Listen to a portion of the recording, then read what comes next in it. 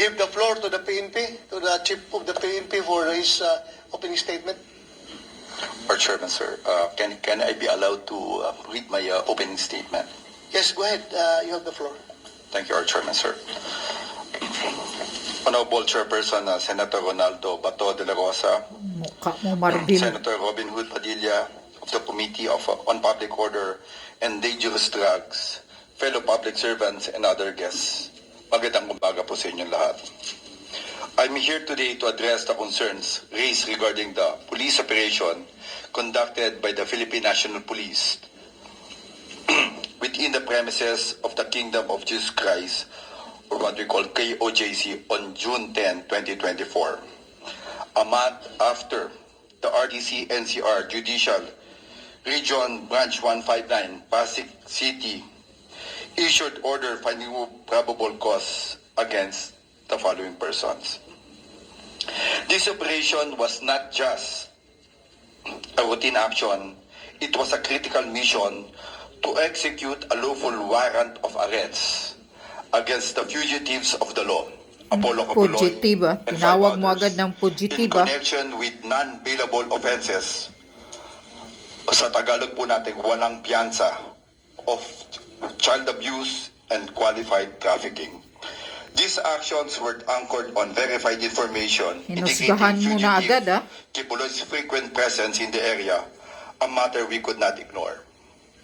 Let me be clear, this police operation was carried out with Yungit-yungit ka pala magsalita. to the operational procedures. Our guiding principle was to uphold human rights Ayusin mo while yung dila mo. executing our duties with the highest standards of professionalism and respect of the law.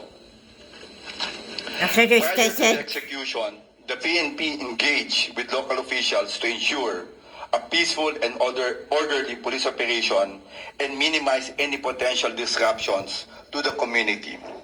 During the police operation, we deployed an appropriate number of personnel and utilized extensive resources for critical reasons. Number one, the primary subject of the warrant posed a high threat due to his considerable influence and extensive network, which significantly complicated our efforts to apprehend him. Second, intelligence report indicated the subject may employ armed civilian supporters to evade arrest, necessitating the deployment of the Special Action Force to thwart any potential threat. Remember, fugitive Kibuloy himself declared, and I quote, "Hindi ako pahuhuli ng buhay," and unquote, a clear indication of his defiance. Fugitive Kibuloy's blatant disregard of the law and the mockery of the judicial process presented a formidable challenge to our security forces and the integrity of our criminal justice system. The effective execution of the operation was crucial to prevent negative international repercussions and to uphold our commitment to justice and security. For the information of this honorable committee, Napakataas pa on the naman day ng of the operation, despite facing unprovoked pagbasa resistance mo. from KOJC followers, our personnel exercised remarkable self-restraint and maximum tolerance throughout the operation to avoid tension and prevent any untoward incident. Na, They remain calm mabubuting and kayo sa disciplined to kasinungalingan escalate ninyo. the already tense situation. Even when faced with aggression, being dosed with water, and sustaining injuries, our police officers did not retaliate or resort to excessive force. It will be Sinungaling pa. shown later how our police personnel were water cannon. Dapat talaga mawala kayo. Manayupak kayo. Police personnel were water cannon. Yet, despite adhering to police protocols, allegation of excessive force have emerged. It is incumbent upon us to address these concerns with transparency and accountability. In Transparency, response, your I head. immediately directed our Internal Affairs Service to conduct a thorough and impartial investigation to determine whether or not any operational lapses were committed during the police operation. Our objective is to uncover the truth and to hold accountable any individuals who may have exceeded their authority. This investigation is being conducted with utmost integrity and independence, free from any undue influence or interference. As a result of the investigation, we have administratively relieved 15 PNP personnel, including 3 police commission officers and 12 police non-commissioned officers. Let me clarify. These officers were relieved not for abuses but for their failure to arrest the fugitives of the law, Kibuloy and his co-accused. To absolutely clear, the police operation is aimed at executing warrants of arrest for individuals accused of serious offenses. Their status as fugitive is indisputable. Instead of cooperating with law enforcement officers, members of the Kingdom of Jesus Christ disgracefully choose to use women and children as human shields, obstructing and delaying the Use lawful women and actions of children, the ha? police. Sinungaling kayo Armed with bolos talaga and kayo. other Wala kayong bladed alam weapons, male members of this group kung bakit engage in maraming violent mga bata sa confrontations QGC. with police officers. As a result, 6 individuals and 2 minors were taken to the police station but were released the same day for humanitarian reason. Criminal cases for violation of PD 1829 or obstruction of justice have been filed against them through regular filing. In the interest of transparency and accountability, the PNP is open to any investigation if only to ferry out the truth. We hope that the focus of the investigation will squarely rest on the action and practices of some officers and members of the KOJC, not on the Philippine National Police. The allegations against fugitive Kibuloy and his associates are serious and cannot be ignored. The PNP is simply fulfilling its duty to uphold the law and protect the community. The PNP will relentlessly pursue its mission within the bounds of law. We are committed to learning from this incident to prevent its reoccurrence and further strengthen our operational strategies and procedures. In closing, the Philippine National Police remains steadfast in its commitment to uphold the rule of law and to protect the rights of all individuals. Our presence here today is a testament to our highest respect for the Senate and its vital oversight function. Rest assured, we will fully cooperate with this investigation in aid of legislation. Thank you for your attention and for the opportunity to address this team body. Maraming salamat po. Okay, good. Shut up. Thank you, General Marvel. Before the opening statement of Senator Bongo, I would like to yield the floor to Senator Romero Padilla. I think you have some questions to the Chief PNP. Yes, before sir. he leaves. Opo, mahal na tagapangulo. Pwede po bang... With the indulgence of Senator Bongo, are you okay? Mamaya yung opening statement mo. Go ahead, Senator Romero Padilla. Opo, akin lang pong babatiin ng ating idolo, ang taong bisyo, ang magserbisyo, Senator Bongo. Magandang umaga po. Opo. Pwede po ba makapagtanong sa ating pong PNP Chief? Opo. Yes, you have the floor, Your Honor. Salamat po. Sir, marami pong, ako po ay tagapangulo din po ng Komite ng Public Information at Mass Media. Ako po ay tunay na hirap na sa pagsangga sa mga fake news. Ako naman po ay nagpapasalamat sa pamunuan ng PNP at laging maliwanag naman po ang inyong pagbibigay ng impormasyon.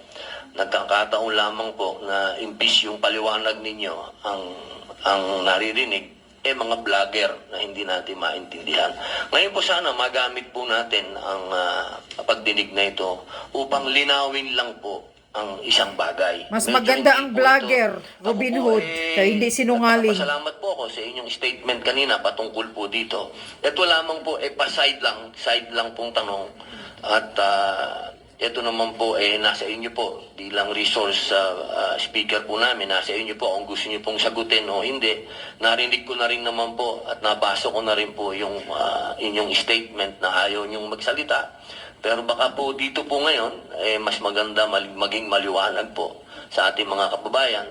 Pero kung ano man po kung gusto niyo pong sagutin o hindi, wala pong problema. Opo, hindi po namin yung personalin. Karapatan niyo po yun. Kaya lang po, baka lang magamit natin itong pagdinig na ito para malinaw po.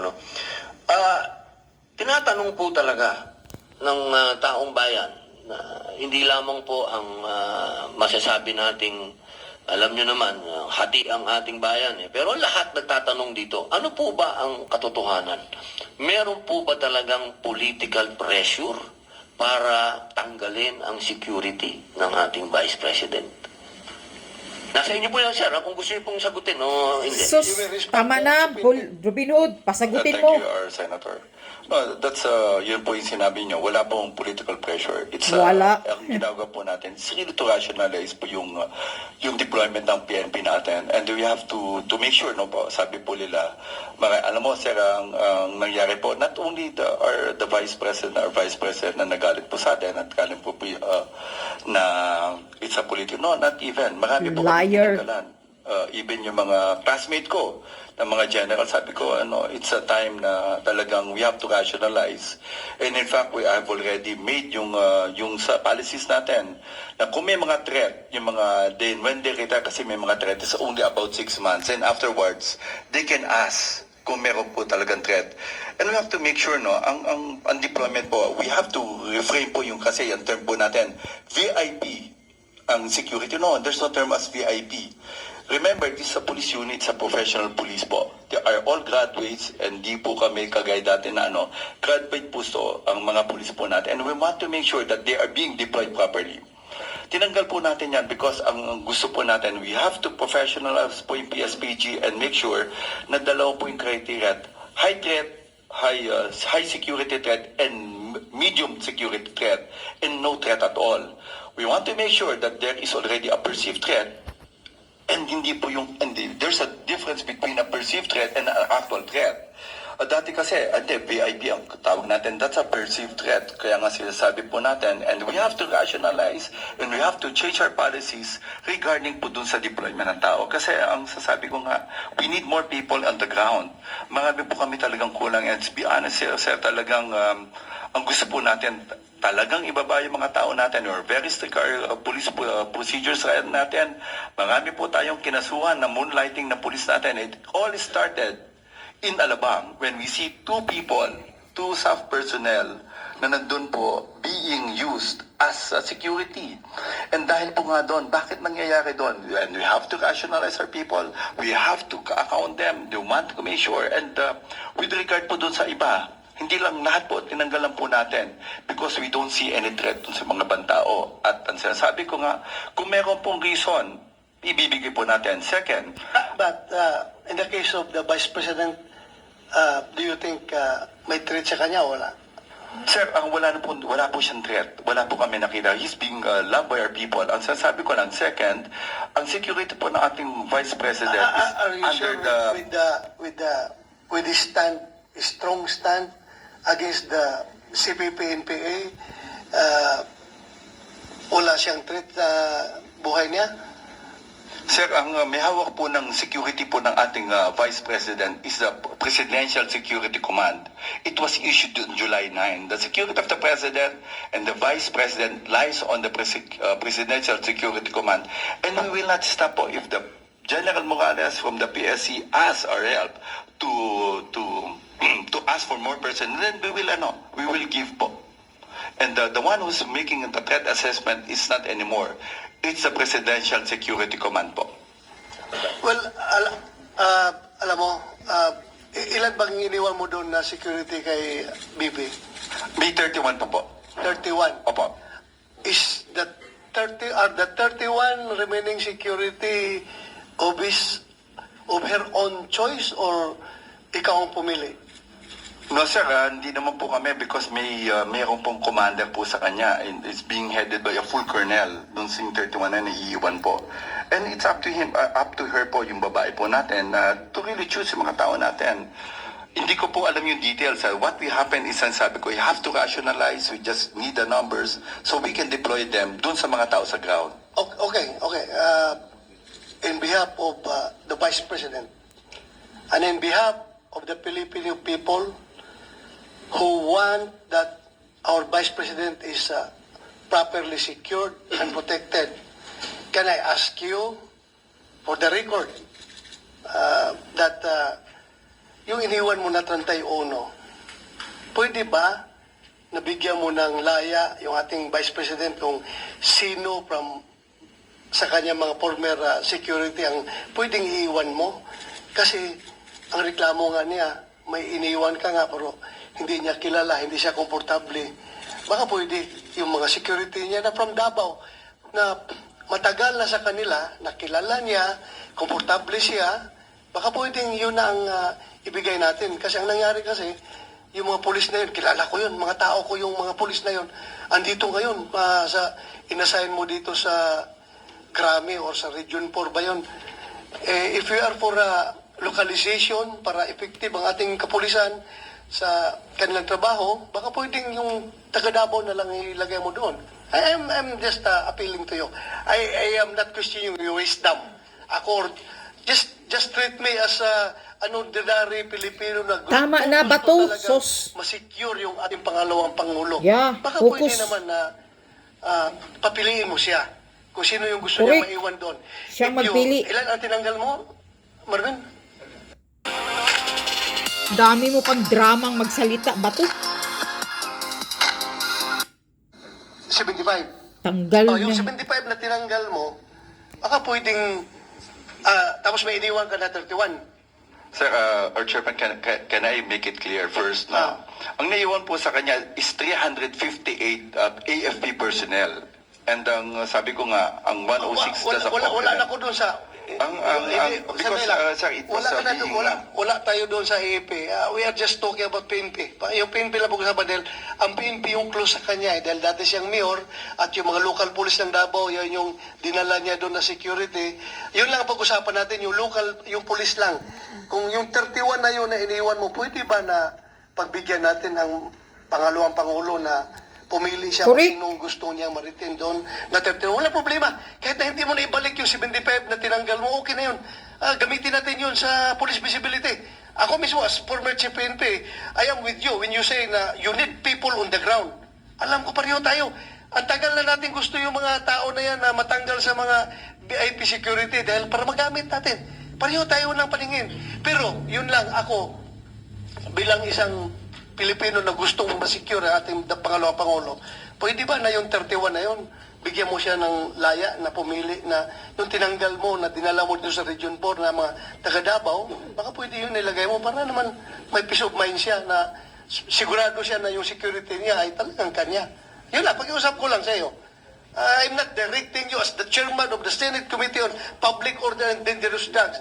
This is my personal appeal to you, being a Filipino. Kasi ayaw ko talaga na Yeah, may mangyari binuto sa ng 32 Pangulo. million si Sara. Yan ay naambos ng NPA. At nagsipagtakbuhan yung mga security niya, nakakaya tayo. Pero kung yung ibalik mo yung mga taga Davao na talagang makipagpatayan sa kanya, yung mga pulis na yun na local, ay you and me can sleep properly at night na walang mangyayari sa ating Pangulo. That's my assurance. Jesus. Balik mo yun. Kaya ako nakiusap Himod sa'yo. puwit yan kang bangag. Appeal to you. Na pwede balik yung mga taga-Davao. Pinag-initan niya talaga Kahit si yung Sara. 31 lang. Yung 31 na sinabi mo iniwan, palitan mo yun ng mga trusted niya, na kilala niya. Yun lang, pakiusap ko sa'yo. If I may, Mr. Chair, no?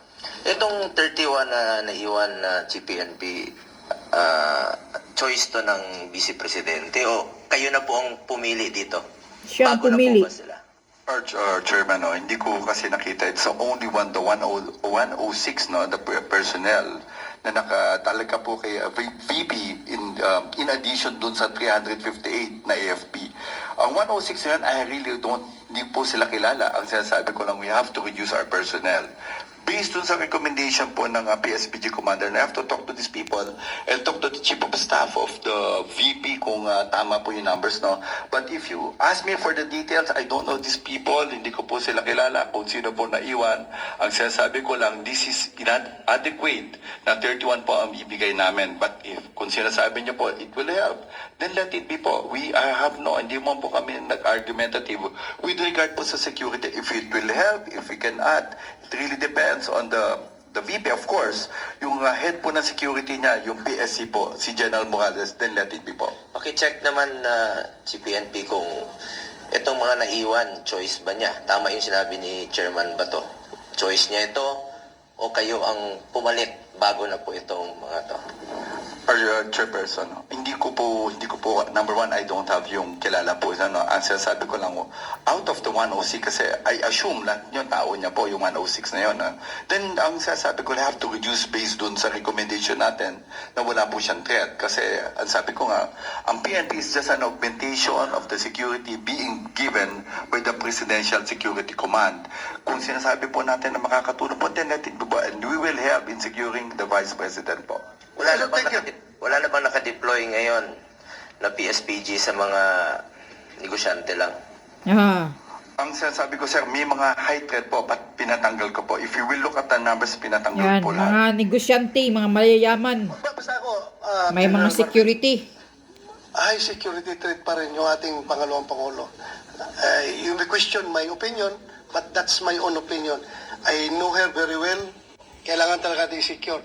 So, yun na pag-iusap ko. Kahit na hindi mo na ibalik yung the same number na tinanggal mo, palitan mo lang ibalik mo lang yung mga taga Davao na palagay ang kalooban niya at tanggalin mo na lang yung hindi niya kilala na yung naiwan sa 31. I know, it's no longer your job dahil alam ko as Chief PNP, you will deal on policy statements na lang doon sa mga commanders mo on the ground.